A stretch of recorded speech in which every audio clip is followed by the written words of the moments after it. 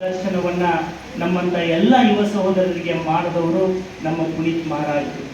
ಅವರ ಹೃದಯದಲ್ಲಿ ನಾನು ತಾಯಿತನದ ಪ್ರೀತಿಯನ್ನು ಕಂಡಿದ್ದೇನೆ. ಅಂಥ ಒಬ್ಬ ಯುವ ಬ್ರಹ್ಮಚಾರಿ ಇವತ್ತಿಷ್ಟು ಮನಸ್ಸುಗಳು ವಿಜಯಪುರದಲ್ಲಿ ಬಹಳ ಜನ ಆಧ್ಯಾತ್ಮಿಕ ಕಾರ್ಯಕ್ರಮಗಳಲ್ಲಿ ವಿಜಯಪುರದಲ್ಲಿ ಸೇರೋದನ್ನು ನಾನು ಬಹಳ ಕಾರ್ಯಕ್ರಮ ನೋಡಿದ್ದೇನೆ. ನಾನು ಯಾರನ್ನೂ ಟೀಕೆ ಮಾಡೋದಕ್ಕೋಸ್ಕರ ಈ ಮಾತನ್ನು ಹೇಳ್ತಾ ಇಲ್ಲ.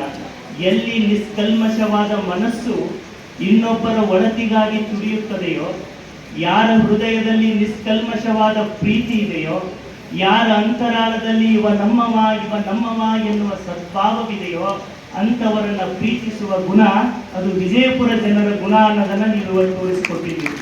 ಇಷ್ಟು ಜನ ಬರೋದರ ಮೂಲಕ ಸ್ವಾಮಿ ವಿವೇಕಾನಂದರ ಜಯಂತಿಗೆ ಮತ್ತು ನಮ್ಮ ಪುನೀತ್ ಮಹಾರಾಜರ ಬೀಳ್ಕೊಡುಗೆ ಸಮಾರಂಭಕ್ಕೆ ಒಂದು ಹೊಸ ಅರ್ಥವನ್ನು, ಪ್ರೀತಿಯ ಸ್ಪರ್ಶವನ್ನು ನಮ್ಮೆಲ್ಲ ತಾಯಂದಿರು, ಸಹೋದರ ಸಹೋದರಿಯರು ಬರೋದರ ಮೂಲಕ ಪ್ರೀತಿನೇ ಈ ಜಗತ್ತಿನಲ್ಲಿ ಬಹಳ ದೊಡ್ಡ ಆಸ್ತಿ ಅನ್ನೋದನ್ನು ತೋರಿಸಿಕೊಟ್ಟಿದ್ದೀರಿ. ಪುನೀತ್ ಮಹಾರಾಜರು ನಮಗೆ ಏನನ್ನು ಕೊಡಲಿಲ್ಲ, ಆದರೆ ಯಾರಾದರೂ 1 ಕೋಟಿ ರೂಪಾಯಿ ಕೊಟ್ಟರೆ ಅವರಿಗೆ 1 ಕೋಟಿ ರೂಪಾಯಿ ಕೊಟ್ಟು ನಾವು ಅವರ ವ್ಯಾವಹಾರಿಕ ಋಣ ತೀರಿಸಬಹುದು.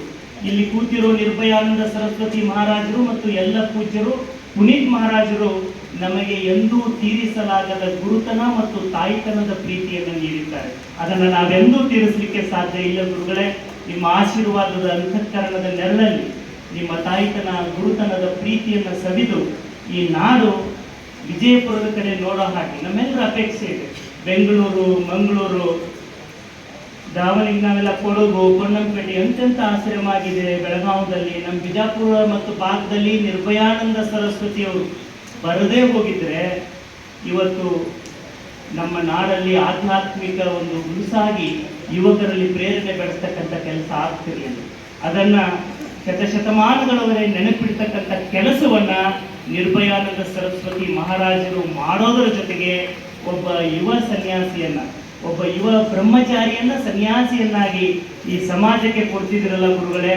ಬೆಂಗಳೂರು, ಮಂಗಳೂರು, ಪೊನ್ನಂಪೇಟೆಯ ಸದ್ಭಕ್ತರು ಇಲ್ಲೆಲ್ಲೂ ಬೇಡ, ನಾವು ವಿಜಯಪುರಕ್ಕೆ ಪುನೀತ್ ಮಹಾರಾಜರು ಮತ್ತು ನಿರ್ಭಯಾನಂದ ಅಪ್ಪಗಳು ಕಟ್ಟಿರೋ ಆಶ್ರಮಕ್ಕೆ ಬರಬೇಕು ಅನಿಸೋ ಹಾಗೆ ಬೆಳೆಸುವ ಸಾಮರ್ಥ್ಯವನ್ನು ಇಂದು ತಾವು ಅವರಿಗೆ ಕರುಣಿಸಿ ಆಶೀರ್ವದಿಸಿ ಬೀಳ್ಕೊಡುತ್ತಿರುವ ಈ ಸುಸಂದರ್ಭದಲ್ಲಿ ಮತ್ತೊಮ್ಮೆ ಈ ಸಮಾರಂಭದಲ್ಲಿ ಉಪಸ್ಥಿತರಿರ್ತಕ್ಕಂಥ ತಮ್ಮೆಲ್ಲರಿಗೂ ನಾನು ಇಲ್ಲೇನು ಈ ಸಮಾರಂಭ ಆಯೋಜನೆ ಮಾಡಿರುವ ಸಂಸ್ಥೆಗಳು ಸಾಂಕೇತಿಕ, ಆದರೆ ಇಲ್ಲಿ ಬಂದಿರುವ ಎಲ್ಲ ಹೃದಯಗಳಲ್ಲೊಂದು ಸದ್ಭಾವನೆ ಇದೆ.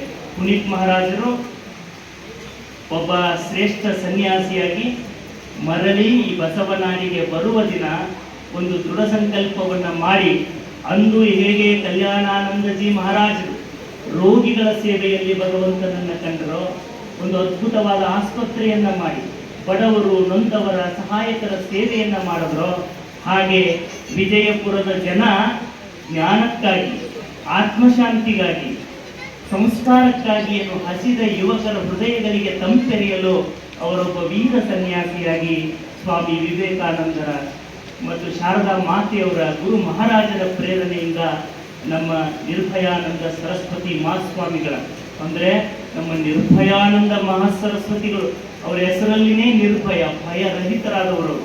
ಭಯರಹಿತರಾದ ಗುರುವಿನ ಶಿಷ್ಯ ಇನ್ನು ಹೇಗಿರ್ಲಿಕ್ಕೆ ಸಾಧ್ಯ? ಸಿಂಹವೇ ಮತ್ತೆ ಧರೆಗಿಳಿದು ಬರೋಕ್ಕೆ ಸಾಧ್ಯ. ಆ ಕೆಲಸವನ್ನು ನಮ್ಮ ಪುನೀತ್ ಮಹಾರಾಜರು ಮಾಡೋದರ ಮೂಲಕ ನಮ್ಮೆಲ್ಲ ಯುವಕ ಯುವತಿಯರ ಬಾಳಿಗೆ, ನಾಡಿನ ಜನರ ಬಾಳಿಗೆ ಹೊಸ ಭಾಷೆ ಬರೆಯುವ ಹಾಗಾಗಲಿ ಅಂತಕ್ಕಂಥ ನಿರೀಕ್ಷೆಗಳನ್ನು, ಪ್ರಾರ್ಥನೆಯನ್ನು ಗುರು ಮಹಾರಾಜರಲ್ಲಿ ಸಲ್ಲಿಸಿ ಚೆನ್ನವೀರ ಕಣಿವೆಯವರನ್ನು ಮಾತು ಹೇಳ್ತಾರೆ, ನಾವು ಆಡುವ ಮಾತು ಹೀಗಿರಲಿ ಗೆಳೆಯ,